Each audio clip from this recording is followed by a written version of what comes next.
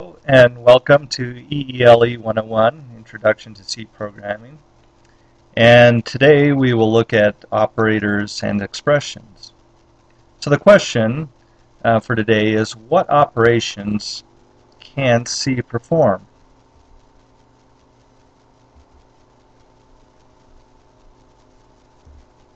Okay, so let's look at a simple multiply. And here we have a program where we have our main, that's where the program enters.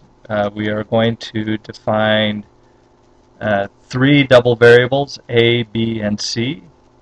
We set A to be 5.5, we will set B to be 3.3, and then we will multiply A times B and put that in the variable C and print out the results. Okay, so the output of the program will be 5.5 times 3.3 equals 18.15, and if you just did the %fs in your printf statement, you would see, a few more digits after the decimal point.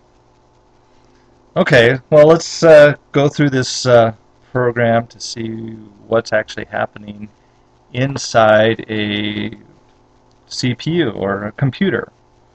Okay, so here we have a very basic computer architecture.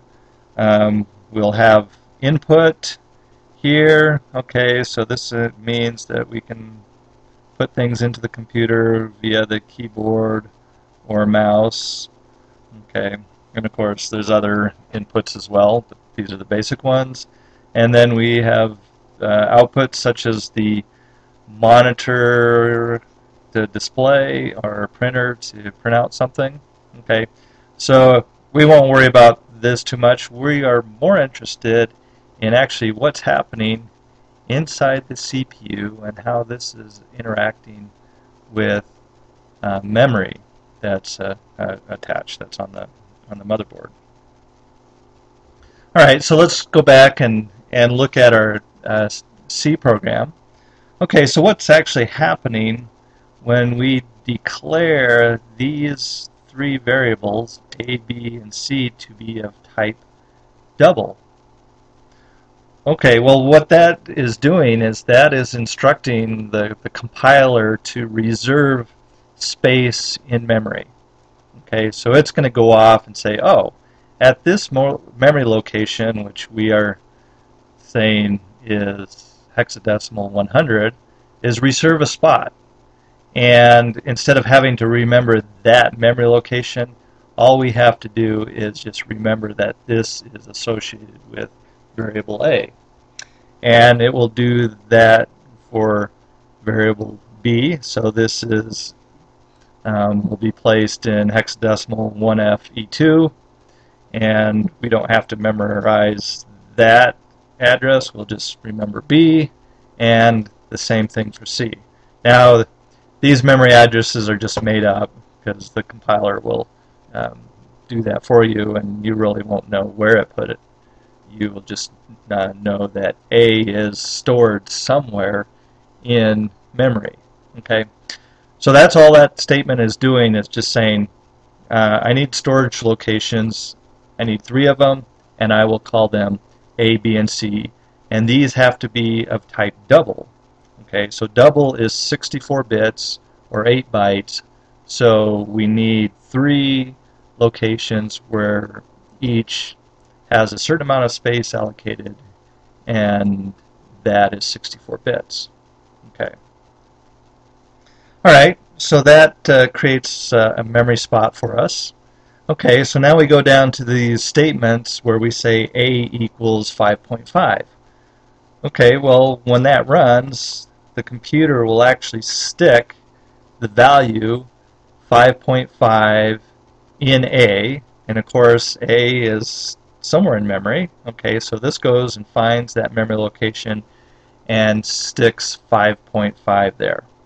It will also, for B, go find the memory location where B is associated, and it sticks 3.3 into memory. Okay, so that's all those assignments are doing is inserting values into memory at the locations A and B. Alright, so let's get to this statement where we're saying C equals A times B. So what actually happens when we run this statement? Okay, so what we're going to do here is here we have some pseudo assembly code. Okay, so this is not real assembly code because depending on the CPU you have there'll be specifics about the assembler, but we won't worry about that. What I want to illustrate here is the steps that will be taken when you just type this one line. So you'll see the power of C over having to actually do all the steps yourself in assembly. Okay, so what the compiler is going to do is it's going to translate this statement into a sequence of instructions. Okay, so the first instruction it will do will be go, oh, alright, we need to take the value of A. Okay, well we know that's stored in address 100. Okay, and we need to put that in a register inside the CPU. Okay, so we'll use this instruction called let's load from memory and put it into R3. Okay, so this is going to be R3. Okay, we're showing a simple CPU with 16 registers, and whatever is contained in memory at address 100 we will stick into register R3.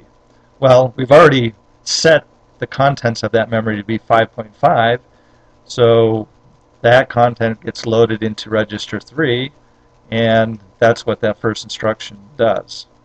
Okay, so now we need to do that again for B.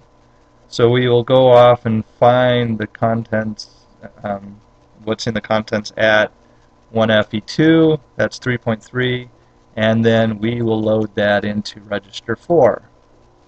Okay, so the first couple steps is just to go off and fetch from memory the values that we are interested in. Okay, so, well, we need to actually multiply things, and inside the CPU the instructions really typically operate on registers. So we have an instruction that says multiply what's in register 3 with what's in register 4, which happen to be 5.5 and 3.3 in our case. Okay, this will be sent to a hardware multiplier, and then the output gets sent. In this case we were saying that this is going to be register 10. Okay, so the result is there, but we need to put this back into memory because we said we want to put it at location where C is. Okay, alright, so we need a store command that says store whatever is in register 10 and put it at the address that the compiler had associated with the variable C. Okay, so here you can see that just one line of C code is essentially several lines of assembly code. And it's much easier to just write this statement, this algebraic statement, than to have to do this all the time. And that's the reason why we have languages such as C. Now, the interesting thing is C is also a low-level language because there are other languages that will do a lot more with just a few lines of code. Okay, so here is a list of arithmetic operators that C can perform. There's an assignment. Okay, so basically this is filling a location in memory with a particular value, and you can use other variables. So basically you're saying move one location of memory to another location of memory. You're just transferring the contents or the values. Okay, there's addition. We can add. We can subtract.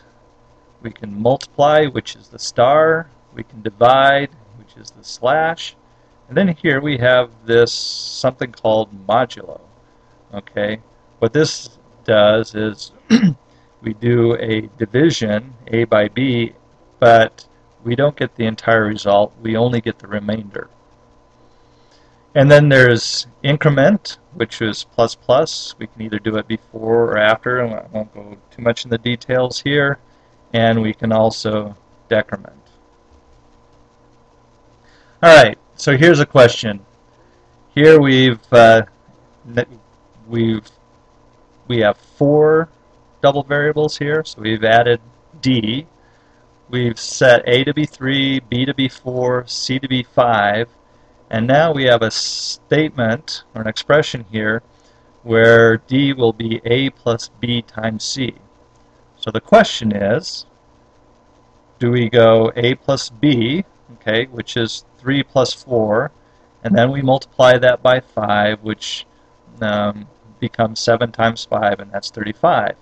Or do we multiply 4 by 5, which is 20, then add the 3, and that is a result 23.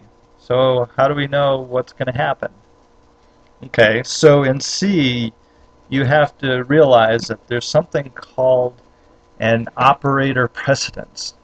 This means that some operators have higher precedence, meaning they will be performed first before other operators. So notice this lists all the operators in C, and it lists the order or the precedence of when they will be evaluated. Notice that multiplication is above addition. Okay, so multiplication has a higher precedence than addition. This means if multiplication and addition are in the same expression, multiplication will be done first. Now, you also want to see that parentheses here have the absolute highest precedence. So here, what this means then is you can control how things are evaluated by using parentheses. Alright, so let's go back to our question here. Well, the thing is we know that multiplication has a higher precedence than addition. So this B times C will be done first, okay, and then we will add the 3. So the correct answer is 23 because multiplication is performed before addition.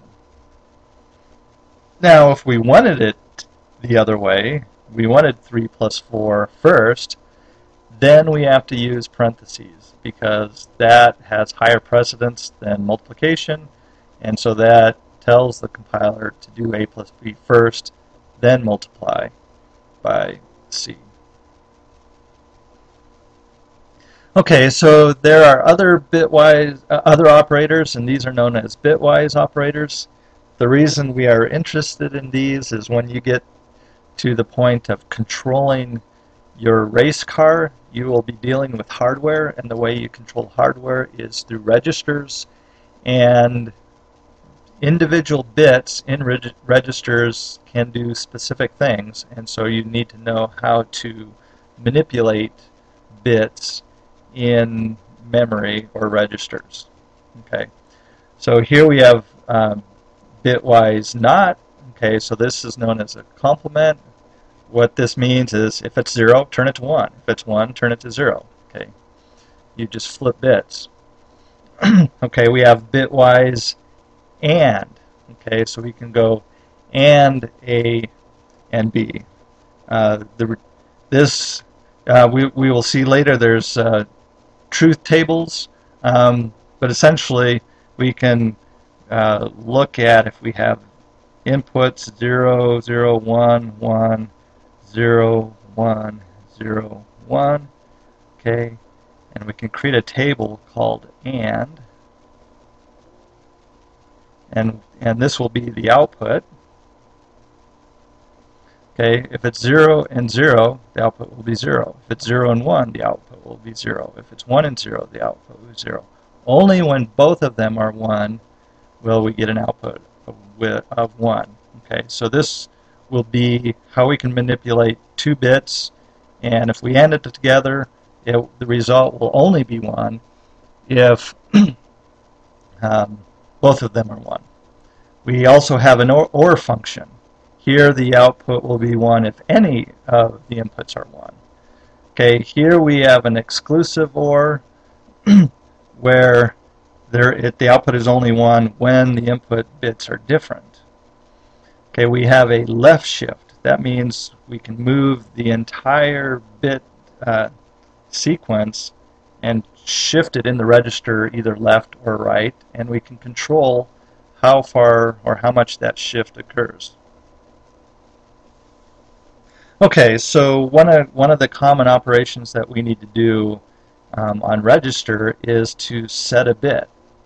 Okay, and so what we will be using is the bitwise OR operator. Okay, so let's say we have an integer x, and let's assume that this is just 16 bits, and we are going to write to memory that has this register mapped to it, and we want to set bits 1 and 2. We want to set it to 1. Now, we usually start with bit 0, we go left to bit 15, so this is going to be bit 1, this is going to be bit 2, and we want to make sure that those bits end up as 1. Okay? So what we're going to do is essentially OR with what is known, or what is called a bit mask. It's just a number. Okay? Here we have this hexadecimal number, which is 0006. Okay, well, 0 in hex is 000 in binary. We have 000 in binary, 000 in binary, and 6 is 0110. Okay, because in binary, this has, if these are 1, we have 2, 4, 8, 1, and so 4 plus 2 is 6. Okay. Right. So now when we OR it, okay, notice that we really don't know what's in x here. Okay, so x could be anything. So let's say this is what our input x could be. Okay, and what we want to do is mask it. This is with the mask, which is, in our case, it's always 1, right? So we have two cases where x could be. X could be 0, x could be 1. Well, since we're using the OR function, notice it doesn't matter what x is. Since the mask is 1, the output is always going to be 1, right? So what this ends up doing is making sure that the result of x is 1, okay? And since we put zeros in the other place, these values will remain unchanged, because notice, if it's 0 and the x is 0, the output is 0. And if we have the mask at 0 and the input is 1, the output is 1. So if the mask is 0, the bits remain unchanged. If the mask is 1, we force the output to be 1. And that's what we want to have happen here. Okay, we can also clear bits by using the bitwise AND function. Okay, so again, here we have our variable x, and we want to make sure that bits 1 and 2 end up as 0, and we don't want to affect the other bits. Okay, so what we're going to do now is create this mask that has zeros where we want and 1s everywhere else. Okay, so if you have a nibble with 4 1s, the hexadecimal value is f. So that's why we're going to see this value 0x FFF9, because f is all 1s. F means all 1s in 4 bits of binary. Again, these are all 1s. And now, here we have 8 plus 1, which is 9. Okay. So notice these are zeros there. Okay, so here's the mask. Okay, and now we're going to AND with whatever's in x with 0 and 0. So notice again, let's say that this is our input X. This is our mask, which in this case are zeros. And notice it doesn't matter what X is, whether it's 0 or 1, the output will be 0. So this will force these to be 0. Okay. Now notice where the mask is 1, the output will remain the same in terms of what X was as an input. So X won't change here, but it will be forced to be 0 where we AND it with 0. Okay, so this is how we can clear bits in a register. Okay, so let's look at shifting bits. Okay, here we'll look at an example where we will write shift by 2 bits. So let's take a value, let's say this is an integer. We will assume it's unsigned, so we don't have to worry about a signed bit. And let's set it to be a value of 128. Okay, so in our bits, okay, the binary string that represents 128 is, we have 0, 0, 8, 0, if that's hex. Okay. All right. I mean, another way of thinking of this is this represents 1, 2, 4, 8, 16, 32, 64, and that one is 128. Okay. All right. So what we're going to say is let's shift that entire binary string to the right by 2 places. Okay. Okay. So these 2 bits here get sent off the end and they disappear. And we actually inject 2 bits there. Now notice that this 1 shifted over 2 places, so it's now there. Okay, so now if we look at our value, this is 1, 2, 4, 8, 16, 32. Okay, notice 128 turned into 32 by shifting to the right 2 places. Okay, so this is actually a quick way to do division if it's a power of 2 with integers. And of course, you throw away any of the bits that fall off the end there. Okay, so this allows you to shift bits. Okay, we also have logical operators. Okay, so if we're testing something, we can see if we either can not or and or them. Okay, and now we are going to solve a problem using operators in C. So this is known as a voltage divider. It's a simple circuit that all you do is have a voltage source, such as a battery, and 2 resistors, R1 and R2. Okay.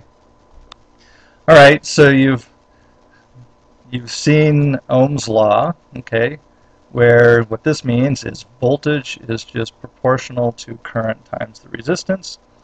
Or we can rewrite it as current equals the voltage divided by resistance.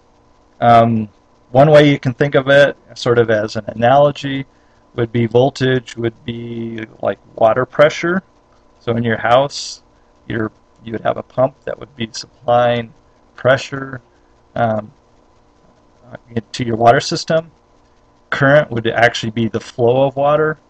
And resistance would be stuff in the pipe that's slowing the water down. Okay, so the current would be, how much water is flowing would be proportional to how much pressure you have divided by how much resistance is in the pipe that's slowing it down. So if you have a lot of resistance, like something got clogged, you wouldn't have much current flowing. Okay. All right. Well, let's apply Ohm's law to this. So notice we have a voltage, we have current, and we have resistance. Okay, so first of all, let's find what the total amount of current in here would be.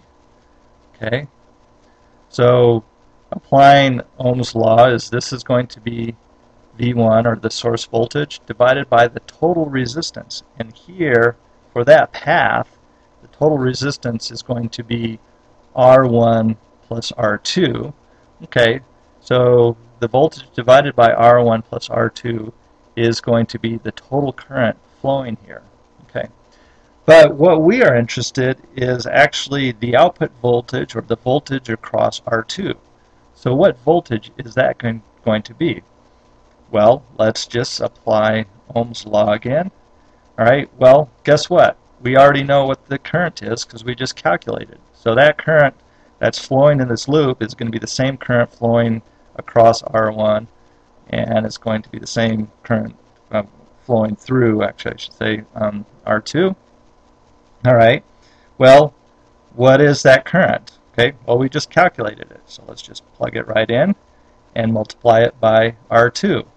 Okay, and now we can just rearrange this, and what we can then calculate is the voltage that we will see across R2 will be the source voltage, or V1, times this ratio of resistance values.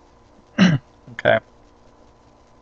Alright, so this brings up your programming assignment, which is to actually solve this. So you have to write a program that will solve what the output voltage. Okay, so the first thing you'll need to do in your program will ask the user for V1, which is the source voltage. Okay, so you'll need to store this as an input to a character array. Then you will need to convert this input to a double type, which you will call V1. So you will have an internal variable V1, which will be of type double, and you will ask the user for that value. Okay. Then once the user has put this value in, you will need to confirm that entry to the user by printing out, for example, you entered 5 volts for V1, okay, and 5 will be stored in V1. Okay, you need to do this for V1 and also for R1 and R2. Okay, so you want the user to enter 3 values: the source voltage and both resistance values. Okay. Now, once all those have been entered, okay, you will then need to calculate the total current that's in the circuit, and then you will print out saying the total current in the circuit is I equals, whatever the value is. And then you will need to calculate the output voltage, which is the voltage across R2, and you will say the output voltage is V out, and you will need to calculate that in your program as well. And that's all your program assignment is for this week. So good luck with that.